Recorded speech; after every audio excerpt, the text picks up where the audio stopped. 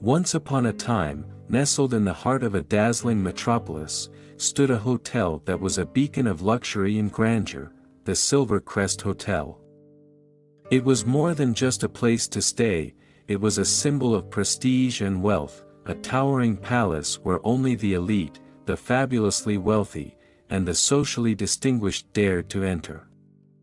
Its polished marble floors shone like glass, and its walls were adorned with priceless works of art from every corner of the globe.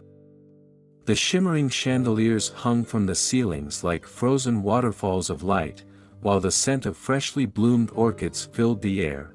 Every night, sleek black cars would pull up in front of the Silver Crest, delivering kings, queens, movie stars, and tycoons through its gilded doors.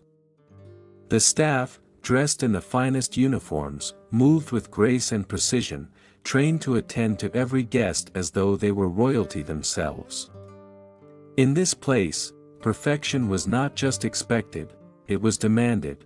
It was on a warm, golden afternoon, as the sun began to dip behind the city skyline, that an unexpected visitor arrived at the Silver Crest.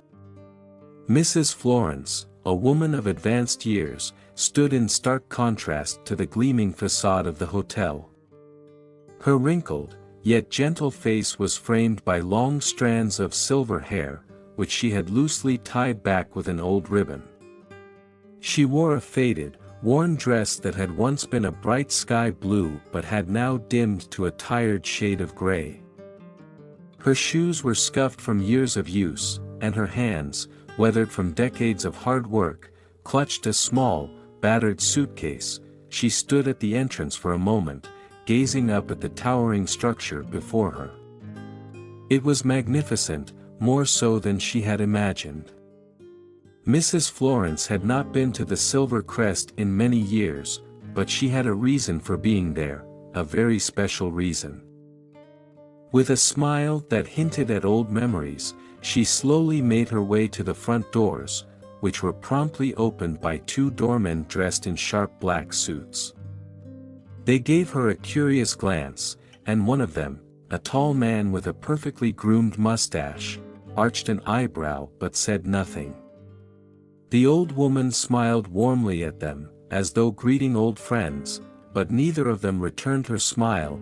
Inside, the hotel lobby was as grand as a palace ballroom. Guests milled about, draped in the finest clothes money could buy, their laughter and chatter filling the air. The faint sound of classical music echoed from a pianist playing in the corner, his fingers dancing across the keys of a grand piano. Mrs. Florence moved toward the front desk, her footsteps light but slow. Her eyes sparkled with a quiet happiness, as though she were savoring every detail of the luxurious surroundings. As she approached the reception desk, her heart swelled with anticipation. Behind the desk stood Evelyn, a tall, slim, impeccably dressed woman who radiated an air of superiority. Her blonde hair was slicked back into a perfect chignon, and her face was flawless, as if chiseled from marble. She glanced up at Mrs. Florence, and in an instant, her expression shifted from professional indifference to thinly veiled contempt. "May I help you?" Evelyn asked, her voice as cold as the marble floor beneath their feet. Mrs. Florence, ever kind and gentle, smiled at her warmly. "Yes, dear, I'd like to book a room for a few nights," she said, her voice soft but hopeful. Evelyn's eyes quickly scanned Mrs. Florence's appearance, taking in the faded dress, the worn shoes, and the threadbare suitcase. It was clear to Evelyn that this woman didn't belong in a place like the Silver Crest.